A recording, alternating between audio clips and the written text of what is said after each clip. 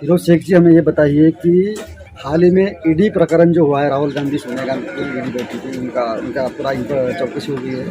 तो इस विषय को लेकर नागपुर शहर में भी आंदोलन हुआ। शेख हुसैन ने कुछ माननीय प्रधानमंत्री को कुछ अपशब्द से बात की। तो क्या आपकी प्रतिक्रिया रहेगी इस विषय को लेकर? सबसे पहले तो मैं आपके चैनल के माध्यम से जो हमारे भाजपा अल्पसंख्यक मोर्चे के नागपुर शहर अध्यक्ष सम्माननीय मोहम्मद फारूक शेख और उनके साथ में मौजूद है भारतीय जनता पार्टी के माजी नगर सेवक भाई रतन भैसारे जी और हमारे नागपुर शहर के भाजपा अल्पसंख्यक मोर्चे के संपर्क प्रमुख रशीद भाई शेख भी मौजूद है। और मैं भारतीय जनता पार्टी का पूर्व राष्ट्रीय मंत्री अल्पसंख्यक मोर्चे का, मैं सबसे पहले तो देश हित में, देश की एकता अखंडता के शान में सबसे पहले अपना एक शेर अर्ज करूंगा कि बनानी है हमें कौमी एकता की दीवारें, यूं कहीं मैं राम लिख दूं तो तुम रहमान लिख देना, कफन के किसी कोने पर हिंदुस्तान लिख देना। अभी जो 2 रोज पहले जो प्रकरण हुआ, ईडी कार्यालय के सामने कांग्रेस का एक विशाल मोर्चा को देखने को मिला और उस दिन एक घटना ऐसी घटी है जिसके बारे में बयान करते वक्त भी दिल दुखता है। उसकी वजह एक ये है, सबसे बड़ी वजह, कि कांग्रेस के वहाँ बड़े बड़े दिग्गज नेता बैठे थे। पालक मंत्री रीति रावत जी वहाँ मौजूद थे, मंत्री में विजय वडेट्टीवार जी वहाँ थे, पूर्व मंत्री राजेंद्र मूलक जी थे वहाँ, पूरी टोटल कांग्रेस कमेटी के वहाँ आला अधिकारी नेतागण थे। मगर एक ने भी हमारे नेता को, हमारे देश के प्रधानमंत्री को अब तो शब्द नहीं कहा। हर इंसान ने अपनी भाषा का इस्तेमाल अपने लहजे पे लेके किया। मगर अफसोसजनक बात ये रही कि शेख हुसैन जी जो पुराने पूर्व कांग्रेस के अध्यक्ष थे, उन्होंने एकदम से देश के प्रधान भाई नरेंद्र मोदी जी के लिए जो कहा कि मोदी जी ऐसी मौत मरेंगे, वैसी मौत मरेंगे, वो शब्द मैं नहीं बोल सकता क्योंकि मेरे घर से मुझे एक अच्छी परवरिश मिली है। मैं शेख हुसैन और पूरे कांग्रेस को आज एक बात बताना चाहता हूँ।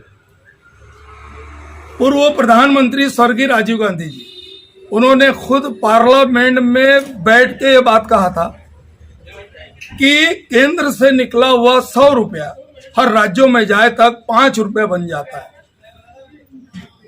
जिस पार्टी का प्रधानमंत्री खुद अपनी पार्टी पे ये लालछन लगाता है, इसके बाद में भी यदि कांग्रेस बोलती है कि भारतीय जनता पार्टी भ्रष्टाचारी है, तो ये आप समझ सकते हैं।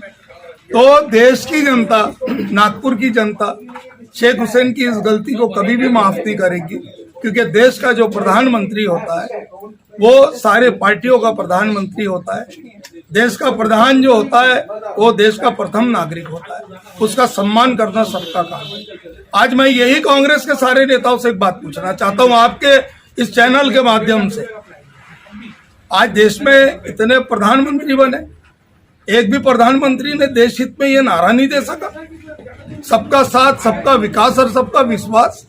देश के प्रधानमंत्री जब भी बात करते हैं तो 135 करोड़ जनता की बात करते हैं।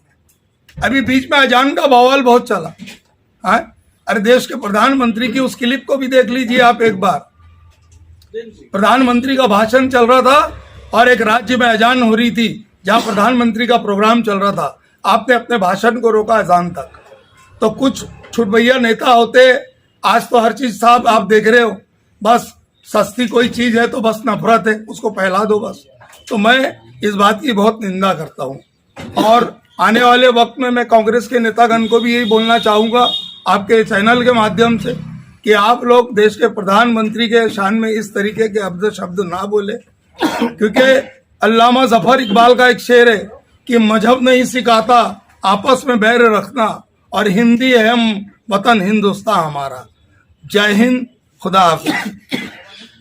भारतीय जनता पार्टी के पास मुस्लिम समाज है, जुड़ा हुआ है, लेकिन मुस्लिम समाज को एक अच्छा प्रतिनिधित्व नहीं मिल रहा है। आज की तारीख में नकवी जी राज्यसभा सदस्य जो भी निवृत्त होने जा रहे हैं, लेकिन अभी वर्तमान स्थिति में भविष्य में भारतीय जनता पार्टी के पास मुस्लिम समाज का कोई भी खासदार नहीं, तो आपका क्या उसके लिए प्रतिक्रिया? मैं इस पर आपको बताना चाहता हूँ, 2014 में महाराष्ट्र में भारतीय जनता पार्टी की सरकार बनी। हमने 2014 के अंदर में बाकायदा ईमानदारी से एक मुस्लिम को टिकट दिया पातशाह पटेल के रूप में, मगर वो पातशाह भाई जो थे उनको वोट उतने मिल नहीं पाए। भारतीय जनता पार्टी की जब सरकार आई, भारतीय जनता पार्टी ने हज कमेटी का चेयरमैन दिया देवेंद्र फडणवीस जी के मार्गदर्शन में। उसके बाद में हमने अल्पसंख्यक आयोग का चेयरमैन दिया। उसके बाद में हमने मौलाना आर्थिक विकास महामंडल का चेयरमैन दिया।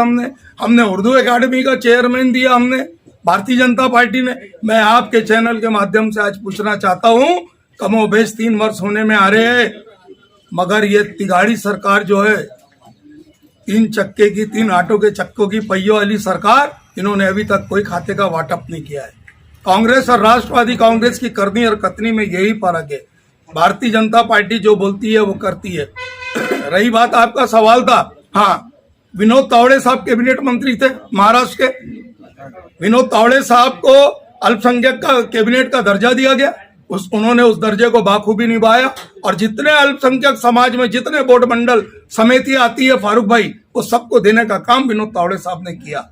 आज भाई साहब का सवाल ये है इनके चैनल के माध्यम से कि 2022 में 7 जुलाई के बाद में हमारा एक सांसद था मुस्लिम समाज का, मुख्तार अब्बास नकवी के रूप में।